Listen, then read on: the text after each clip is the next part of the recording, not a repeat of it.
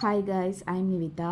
இந்த வீடியோவில் வந்துட்டு ஏன் வந்து தொட்டாசி நீங்கள் தொட்ட உடனே அது வந்துட்டு அப்படியே சுருங்குது அப்படின்றத பார்க்க போகிறோம். பேசிக்காக எல்லா பிளான்ஸும் இந்த மாதிரி ரெஸ்பாண்ட் பண்ணாது. டச் மீ நாட் பிளான்ஸ் மட்டும் தான் இப்படி வந்து ரெஸ்பாண்ட் பண்ணும்.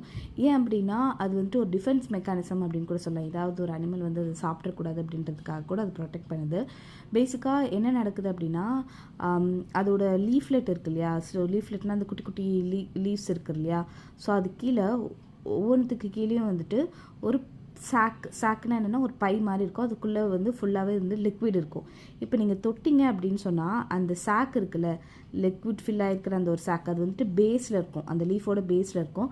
ஸோ அந்த அந்த லிக்விட் எல்லாம் அது என்ன பண்ணிடும் அப்படின்னா வெளியே தள்ளிடும். ஓகே, அதுக்கப்புறம் கொஞ்சம் நேரம் யாருமே டச் பண்ணாமல் இருந்து அதுக்கு எந்த ஃபீலிங்ஸுமே இல்லாமல் இருந்தது அப்படின்னா அகெயின் கொஞ்சம் நேரத்தில் அந்த சாக்கில் வந்து ஆட்டோமேட்டிக்காக லிக்விட் வந்து ஃபில் ஆகி அது வந்து அகெயின் ரீகெயின் ஆகிடும் அதோட பழைய ஷேப்புக்கு. ஈவன் அந்த குட்டி குட்டி ஒவ்வொரு லீஃப்லெட்டுக்கு அடியிலையும் இருக்குது அப்படின்ற மாதிரி சொல்கிறாங்க.